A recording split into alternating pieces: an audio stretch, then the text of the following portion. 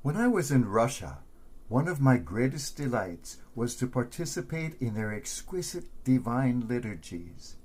Every morning I would attend the Mass, and every evening participate in the gorgeous Vespers.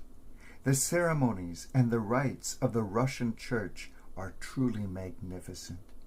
And I came to realize that we in the West merely play at liturgy. The Russians are able to bring heaven down to earth, and you feel like you are truly in the presence of God, already experiencing the beatific vision.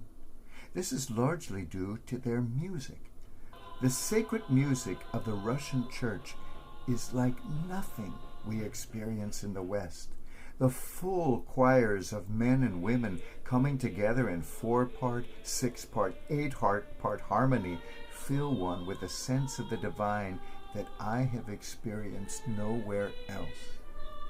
One morning, I attended Mass at a convent of nuns, and I was the only male in the church.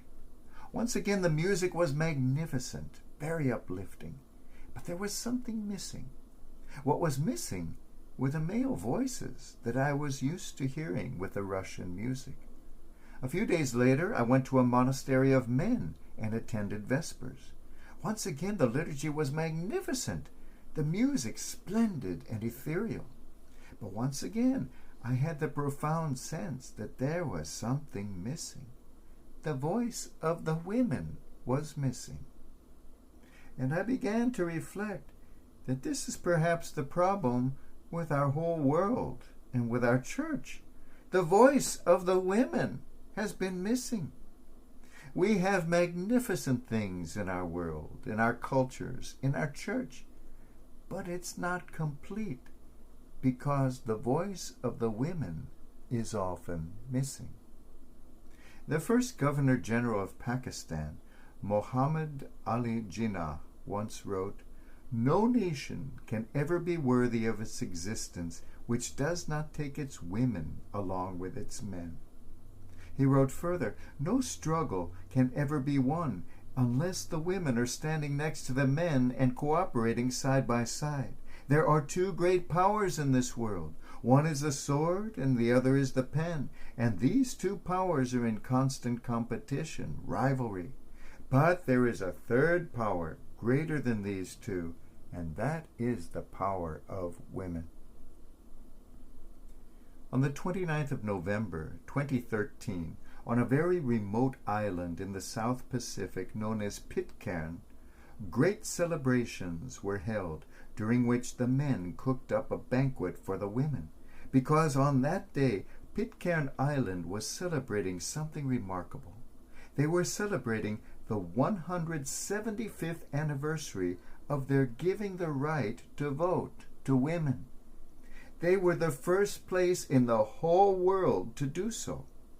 This tiny island is quite proud of that distinction. The history of that island is a fascinating one.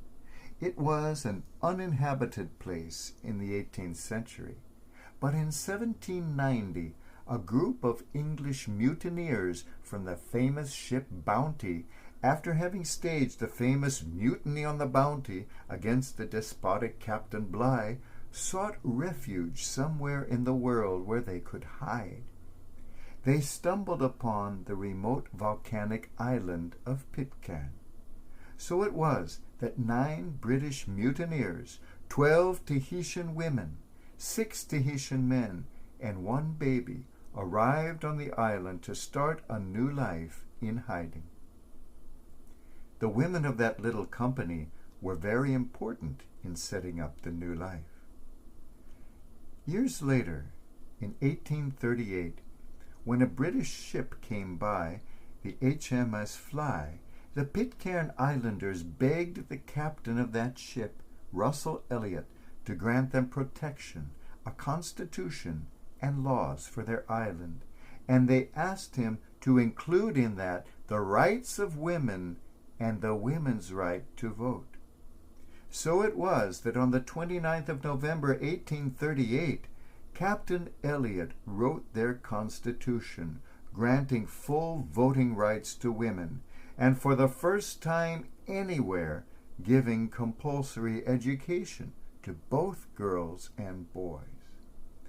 They had discovered what the Norwegian writer Jostein Gaarder was to write, that any state that does not train and educate its women is like a man who trains only his right arm.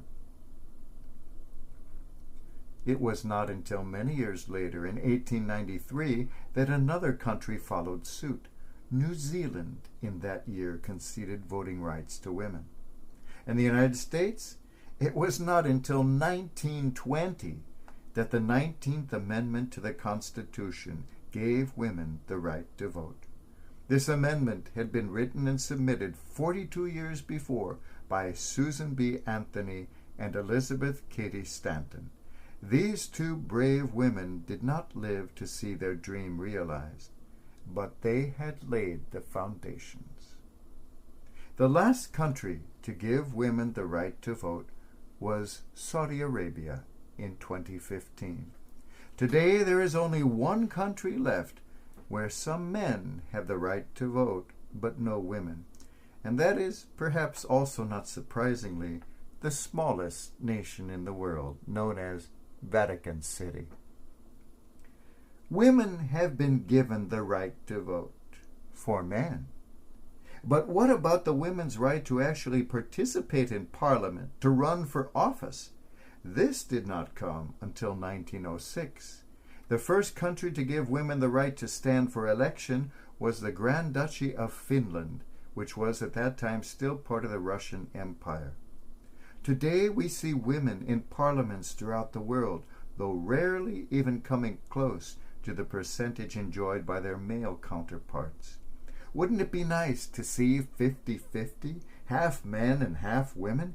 Wouldn't it be nice to hear with 2 ears rather than merely 1.5?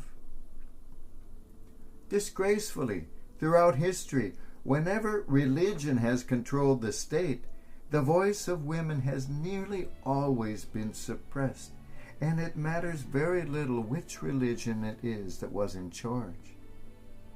Before we begin to point fingers at the countries of the Middle East and elsewhere, let's remember that we belong to a church in which the women have had virtually no voice at all in the institutions of governance and power.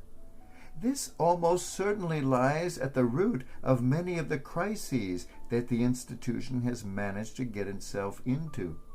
Finally, in our day, Pope Francis began to change that, calling upon this untenable, unchristlike situation to be changed. We can only hope that meaningful and not merely symbolic steps will continue to be taken in this direction. The father of modern Turkey, Mustafa Kemal Atatürk, once said, "Humankind is composed of 2 parts, women and men. Is it really possible for humankind to grow by improving only one of those parts and ignoring the other? Is it really possible for one half of an entity to soar to the skies while the other half is chained down to the earth?" Wise words. During these final days of Advent, we look at the one person who awaited the birth of the Christ as no other possibly could have.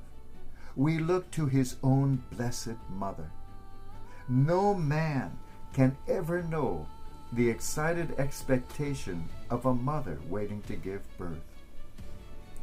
It is the expectant mother who awaits a birth as no other can, with fear and trepidation perhaps, with pain perhaps, but also with excitement, dreams beyond all telling. It is Mary who leads us through the period of expectation. All of humanity awaits the birth of the Christ, longs for the birth of justice in the world. No one awaits the birth of the Christ as ardently as the mother about to give birth. No one longs for the birth of justice like womankind, whose voice has been stifled for so long. It is only when the voices of both the men and the women are heard that the sound of the choir is complete. It is only when every man and every woman has been given full voice that we could truly and truthfully proclaim the birth of the Christ and sing with the angels, "Glory to God in the highest, and on earth peace to men and women of good will."